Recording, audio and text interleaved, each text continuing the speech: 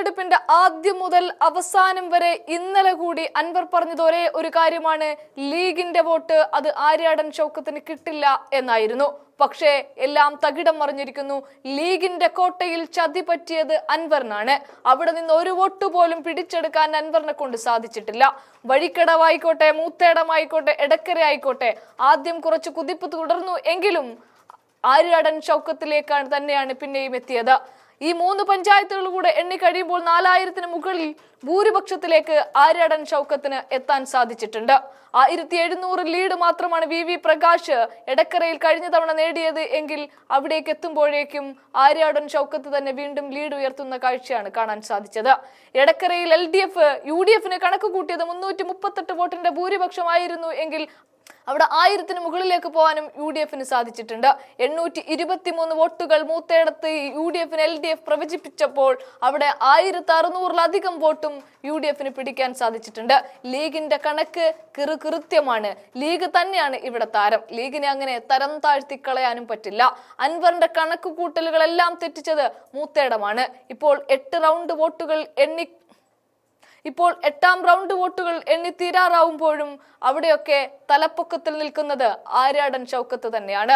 മൂത്തേടത്ത് അങ്ങനെ വെണ്ണിക്കുറി പാടിച്ചത് സത്യത്തിൽ മുസ്ലിം ലീഗാണ്. എന്നാൽ ഇത് ലീഗിന്റെ മാത്രം വിജയം എന്ന് പറയാൻ പറ്റില്ല. ലീഗും കോൺഗ്രസും ഒറ്റക്കെട്ടായി നിന്നതിന്റെ കൂടെ ഫലമാണ്. അതായത് ലീഗിന്റെ വോട്ട് ഒന്നും തന്നെ UDF-ന് കിട്ടില്ല എന്ന് പറഞ്ഞിടത്ത് നിന്നാണ് ലീഗിന്റെ കോട്ടയിൽ ലീഗ് ഓരോ വോട്ടും ആര്യാടൻ ഷൗക്കത്തിന് കൊടുത്തിരിക്കുന്നു എന്ന് കാണാൻ സാധിക്കുന്നത്. ഈ തെരഞ്ഞെടുപ്പിന്റെ ആദ്യഘട്ടത്തിൽ UDF-ന്റെ കൺവെൻഷൻ നടന്നപ്പോൾ അവിടെ ശിഹാബ് തങ്ങളെയും ആ ശിഹാബ് തങ്ങൾ ഫാമിലിയിൽ നിന്നും ആരെയും കാണാനില്ല എന്ന് പറഞ്ഞുകൊണ്ട് പാണക്കാടിനെ മുഴുവൻ പുറത്തു നിർത്തുകയായിരുന്നു CPM-ഉം CPM-ന് ഒത്താശ പാടുന്ന ചാനലുകളും. പക്ഷേ ഹജ്ജിന് പോയത് കൊണ്ടാണ് സാദിഖ് അലി ശിഹാബ് തങ്ങൾക്ക് എത്താൻ പറ്റാത്തത് എന്ന് അതേ വേദിയിൽ കുഞ്ഞാലിക്കുട്ടി പറഞ്ഞത് ആരും കേട്ടില്ല.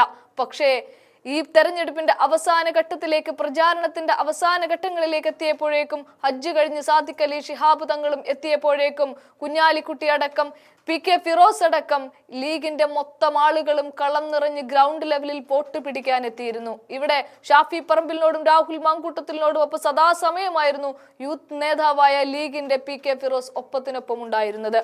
അതിന്റെയൊക്കെ ഗുണമാണ് ഇപ്പോൾ 3 പഞ്ചായത്തുകളും എണ്ണി തീർന്നു കഴിയുമ്പോൾ ആര്യാടൻ ഷൗക്കത്തിന് കിട്ടുന്നത്. ഇനിയുള്ളത് പോത്തുകല്ല് പഞ്ചായത്താണ്. സ്വരാജിന്റെ പഞ്ചായത്ത്, അതുപോലെ തന്നെ VS ജോയിയുടെ പഞ്ചായത്ത്. ഇവിടെയും മുന്നിൽ ഇപ്പോൾ നിൽക്കുന്നത് ആര്യാടൻ ഷൗക്കത്ത് തന്നെയാണ്. സ്വന്തം ജനിച്ചു വളർന്ന സഖാവായി മാറിയ ആ ചുവപ്പുകൊടി ആദ്യമേന്തിയ സ്വരാജിന് അടിപതറുകയാണ് പോത്തുകല്ലിലും.